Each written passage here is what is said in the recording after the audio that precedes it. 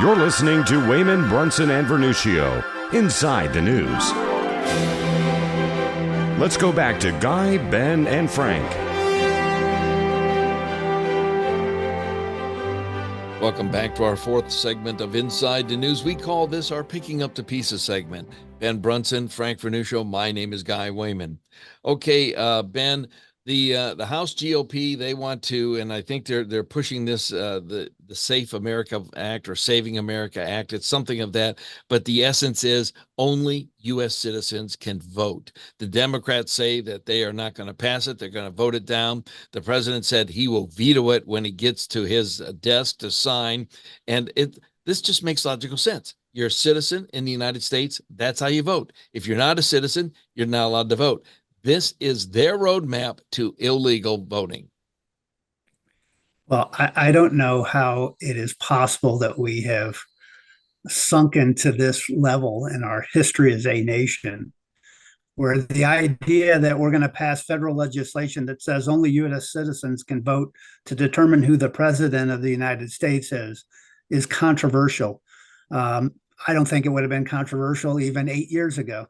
And yet, right now, the Democratic Party is so thoroughly committed to cheating in this election that they have taken the stance that they will not allow this legislation to see the light of day. And of course, it'll never get to the president because it will never get through the Senate, which the Democrats control. So I kudos to the Republicans for elevating the issue and hopefully getting it through the House at least, so that the left stream media has to cover it on some level, as much as they're going to try to bury it as an issue, because I think for most Americans, it is disgusting and treasonous to take the Democratic position on this, because of course you are saying quite clearly and obviously that non-U.S. citizens can vote to determine who the president is, i.e.,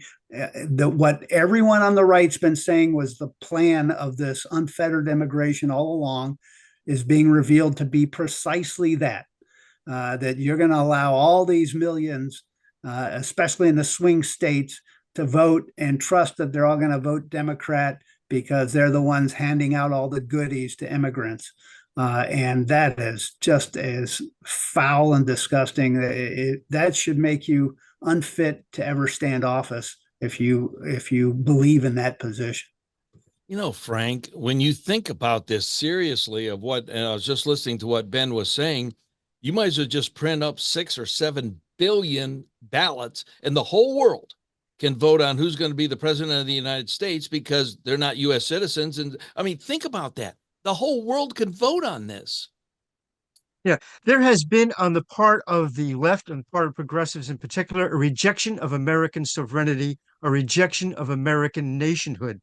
It can come as something as significant as who gets to vote for president, or it comes as significant or as perhaps cosmetic as the symbols of America. We remember in the Obama administration, he wanted to tear down the flags that said, "Don't tread on me," that had been a symbol of American Navy going back to the Revolutionary War. You see it recently in California, where a Revolutionary War flag, the white flag with the green tree on it, says "Appeal to Heaven." Somehow that's become controversial, and San Francisco wanted to pull those flags down. You see it in the way American history is taught in our schools, where it's a complete Marxist version of American history. We're not just fighting for a particular party survival in the United States. We're fighting for the very survival of American nationhood itself. And part of illegal immigration is saying you don't have a border. If you don't have a border, you don't have a country. And that's a good thing, according to the progressives. Ben, the follow-up on that, Frank just hit the nail on the head. We're fighting for the basic country here.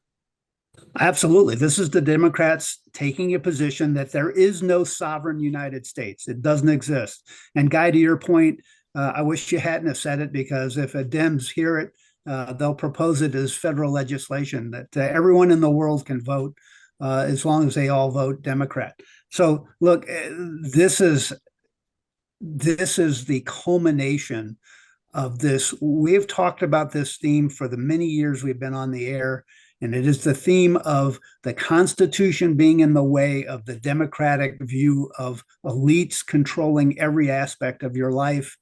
And as a result, it started under Obama. They started the end run around the Constitution by trying to give power to the United Nations to cede sovereignty to the United Nations or other international bodies to supersede U.S. law. That it was an end run around the Constitution. That failed.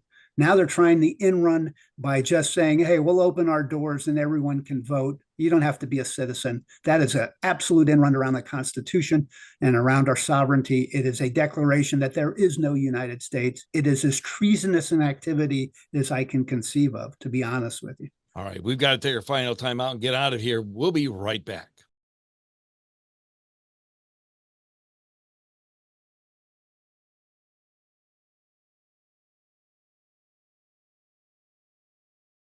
Welcome back to our final segment of Inside the News. Before we get to the hot topics, we're going to kind of continue on some of these planks here. We've got Ben Brunson, Frank Vernuccio, myself, Guy Wehman.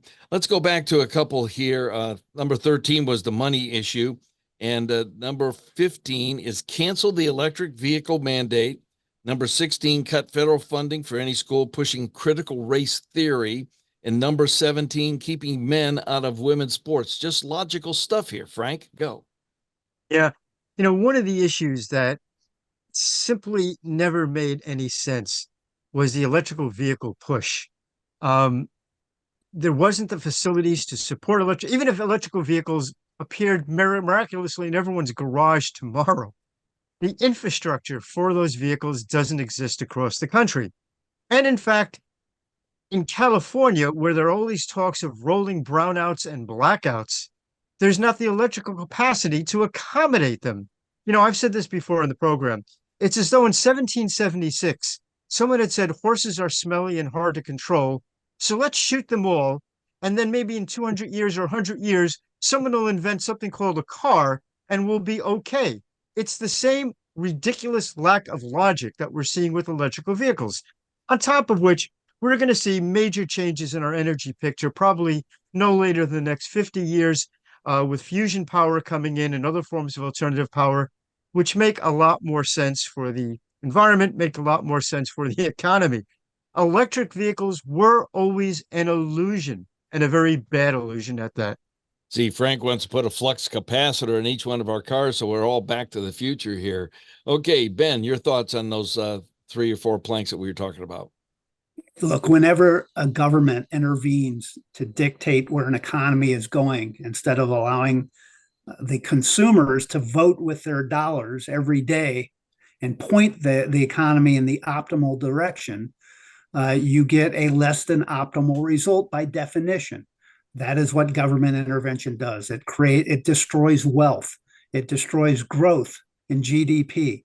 And the EV mandate is the biggest economic destroyer that I can conceive of. It is the exact opposite of what Democrats push, where they talk about new jobs and all this stuff. If the American consumers want to go that way, they will go that way if it makes sense. Economics dictates that, and economic pricing will dictate that. And whenever you intervene, you get a suboptimal result. The key to going back, as I said earlier, to 3 to 4% GDP growth every year is to get rid of government regulation. It is what stops the economy from growing. And the EV mandate is a prime example of how bad policy can get. And that is part of what those Supreme Court decisions were with Chevron and Fisher and all, was to take these regulatory agencies out of it. They thought that they could run the world. Well, guess what? The court said, no, it's going back to Congress. All right. Hot button topics this week. Ben Brunson, you get to go first. Well, I'm going to go to the Indo-Pacific that Frank was talking about. Many issues. The U.S. military is trying to pivot as quickly as it can towards a future war with China.